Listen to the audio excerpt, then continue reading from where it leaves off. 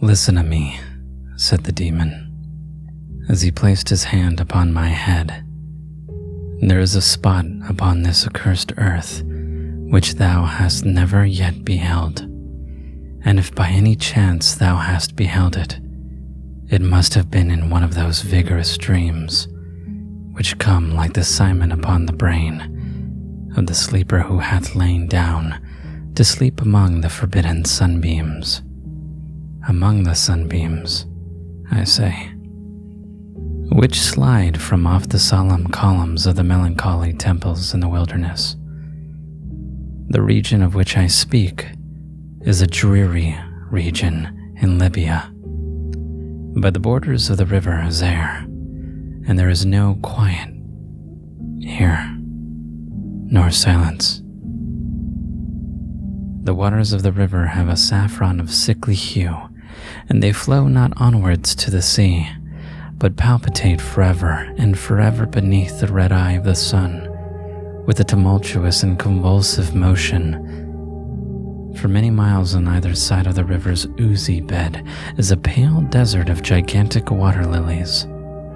They sigh one unto the other in that solitude, and stretch towards the heaven their long ghastly necks, and nod to and fro their everlasting heads. And there is an indistinct murmur which cometh out from among them, like the rushing of subterranean water, and they sigh one unto the other.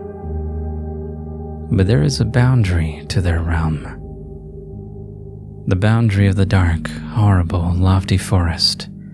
There, like the waves of the Hebrides, the low underwood is agitated continually, but there is no wind throughout the heaven, and the tall primeval trees rock eternally hither and thither with a crashing and mighty sound.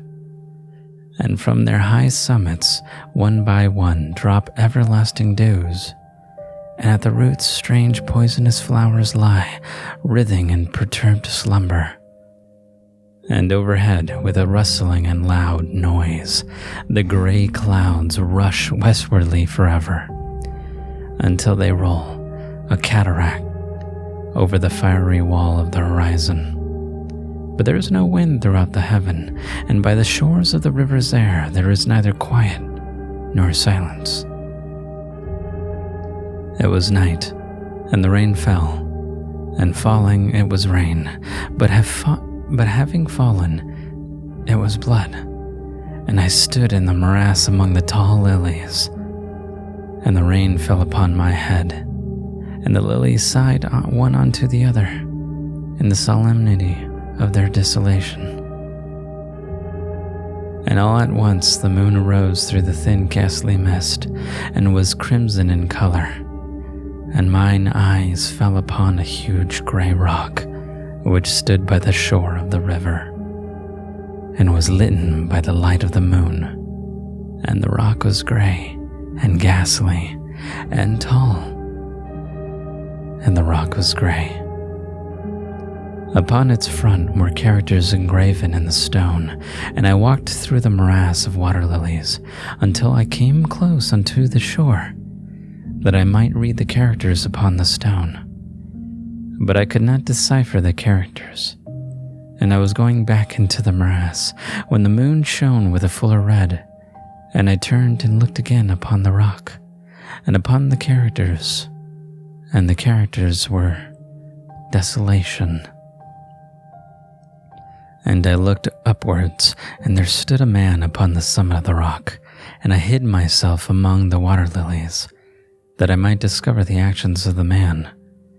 And the man was tall and stately in form, and was wrapped up from his shoulders to his feet in the toga of old Rome, and the outlines of his figure were indistinct, but his features were the features of a deity, for the mantle of the night and of the mist and of the moon and of the dew had left uncovered the features of his face.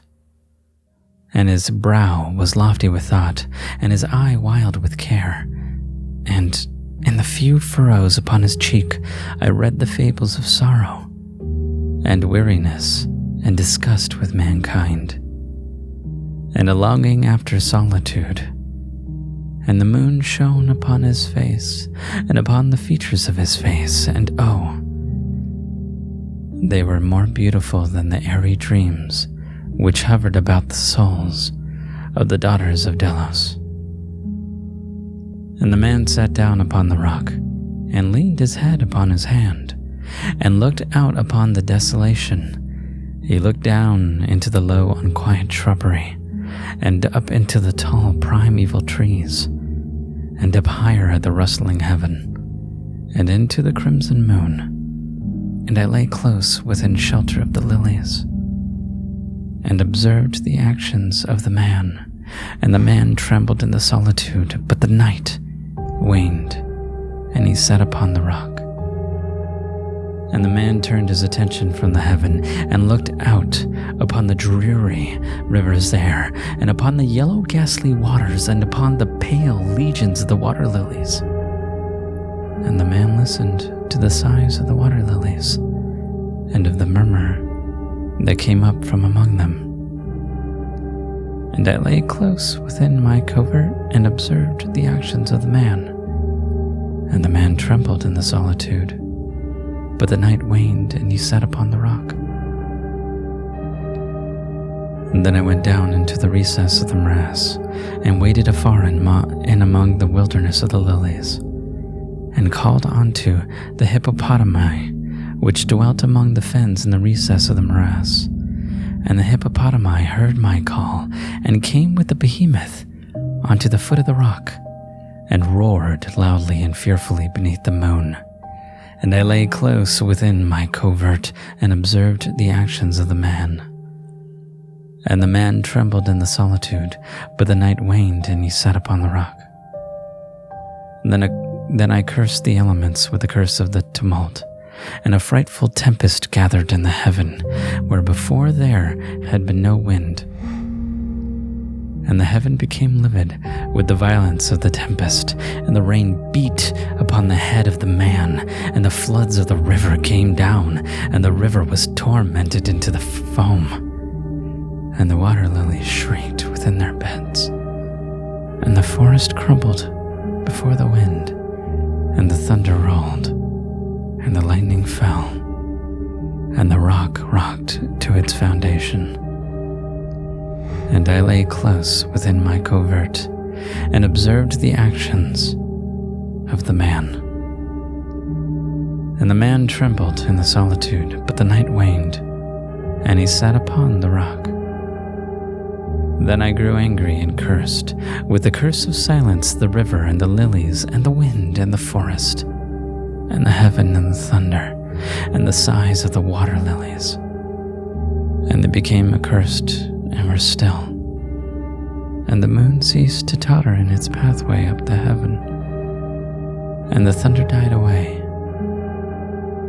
and the lightning did not flash, and the clouds hung motionless, and the water sunk to their level and remained, and the trees ceased to rock, and the water lilies sighed no more, and the murmur was heard no longer from among them, nor any shadow of sound throughout the vast, illimitable desert. And I looked upon the characters of the rock, and they were changed, and the characters were silence. And mine eyes fell upon the countenance of the man, and his countenance was wan with terror. And hurriedly he raised his hand from his hand, and stood forth upon the rock and listened. But there was no voice throughout the vast illimitable desert, and the characters upon the rock were silence, and the man shuddered, and turned his face away, and fled afar off, and I beheld him no more.